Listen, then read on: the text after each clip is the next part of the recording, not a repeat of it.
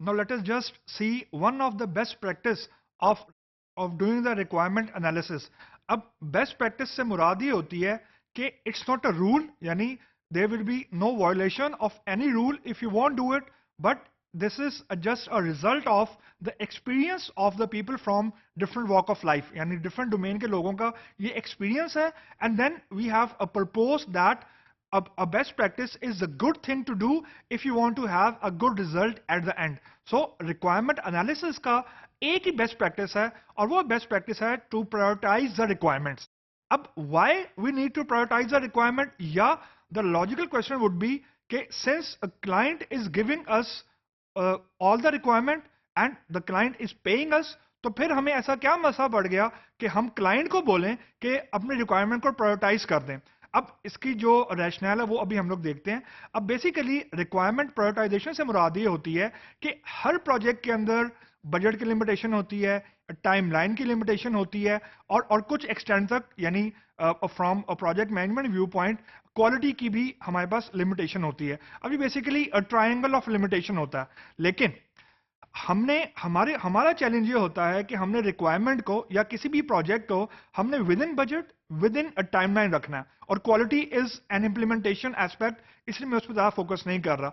अब जब हम ये कह रहे हैं कि हमने किसी भी प्रोजेक्ट को टाइम और कॉस्ट के दरमियान हमने मैनेज करना है, तो ऑब्वियसली ये हमारी एक चैलेंज है. ऑन द अदर साइड हमारा चैलेंज ये है कि जो क्लाइंट है उसके पास तो नई चीजें आएंगी, यानी नई विश लिस्ट आएंगी. The more you give a demo to the client, it is a natural instinct कि वो उसको, यानी आपने फॉर एग्जांपल एक क्लाइंट को पहला डेमो दिया, डेमो की बेसिस के ऊपर उसके पास नई विश लिस्ट आएगी, नई रिक्वायरमेंट्स आएंगी. तो you can not rightly reject the new requirements or the wish list, because at the end of the day it is the client who has to analyze कि when the product will go into the market उसकी business value होगी कि नहीं होगी, या जो वो expect कर रहा है उसकी जो growth है product की वो होगी या नहीं होगी. तो basically आपने right away reject नहीं करना. Here will come this best practice कि आपने requirements को prioritize करवाना है.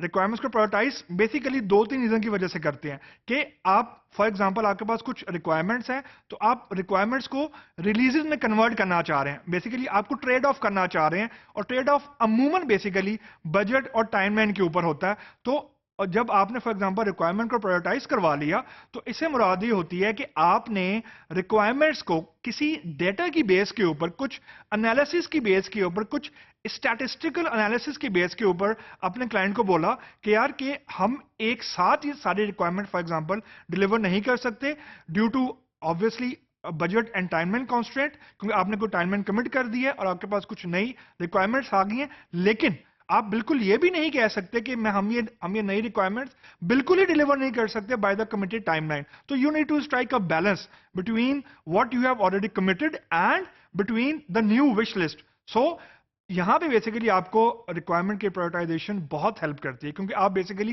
फेज वाइज डिलीवर करना चाह रहे होते हैं. आप बेसिकली बजट को भी हम लोग बेसिकली कॉम्प्रोमाइज नहीं कर सकते, लाइकवाइज जो टाइमलाइंस हैं उसको भी कॉम्प्रोमाइज नहीं कर सकते. तो हमने बेसिकली रिक्वायरमेंट को प्रायोरिटाइज करवा लिया, लेकिन जो रिक्वायरमेंट की प्रायोरिटाइजेशन है वो प्रोजेक्ट मैनेजर या software house by its own नहीं करता.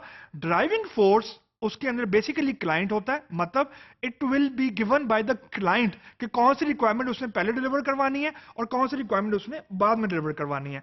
अब ये तो इसका एक एस्पेक्ट हो गया, but it is easier than said, यानी ये बोलने में बहुत ईजी है, लेकिन जब इसको प्रैक्टिकली करते हैं तो it is not that simple. Reason क्योंकि एट टाइम क्लाइंट यूजली एक पर्सन या एक बंदा या एक बंदी नहीं होता. तो जब हम वर्ड यूज करते हैं स्टेक होल्डर का, it can be a combination of multiple people. कोई फॉर एग्जांपल एक पैनल है. अमूमन जब भी कोई सॉफ्टवेयर डेमो में जाता है तो अमूमन क्लाइंट की रिप्रेजेंटेशन होती है. मीन एक बंदा नहीं होता, there is a panel of different people जो बेसिकली डेमो ले रहे होते हैं, सॉफ्टवेयर का फीडबैक दे रहे होते हैं. अब फॉर एग्जांपल अगर 4 लोगों ने डेमो, आपने 4 लोगों की टीम को डेमो दिया and you have 4 different wish list. तो अब आप क्लाइंट को ये कह रहे हैं कि यार इन 4 विश लिस्ट को मुझे प्रायोरिटाइज कर दो. अच्छा है, बड़ा आसान है कहने में, लेकिन इशू ये है कि ये 4 रिक्वायरमेंट्स है, 4 नई विश लिस्ट एक क्लाइंट की तरफ से नहीं आई है, ये 4 डिफरेंट जो मेंबर ऑफ द पैनल है वहां से आई हैं। तो the point which I am trying to make that at time people become emotional, क्योंकि फॉर एग्जांपल आपके पास कैपेसिटी थी 4 में से सिर्फ 2 रिक्वायरमेंट को डिलीवर करने की, इसका मतलब है 2 जो विशलिस्ट हैं दे विल बी कॉम्प्रोमाइज। अब वो रिक्वायरमेंट कौन सी होंगी जो हम डिलीवर नहीं करेंगे या फर्स्ट फेज में डिलीवर नहीं करेंगे, people become emotional at time and this is reality. तो इसका हल बेसिकली ये होता है कि आप बेसिकली आप किसी स्टैट के बेस के ऊपर, आप किसी एनालिसिस के बेस के ऊपर, रिव्यूज की बेस के ऊपर बेसिकली ये डिसाइड करते हैं, आई मीन द क्लाइंट ये डिसाइड करता है कि उसको 4 में से फॉर एग्जांपल कौन सी रिक्वायरमेंट उसको पहले चाहिए, और प्राइमरली उसकी जो ड्राइविंग फोर्स होती है वो बिजनेस वैल्यू होती है, मार्केट नीड होती है, मार्केट नीश होती है। तो it's not a decision which will come from the development side, it is a decision which will be given by the client from the market viewpoint.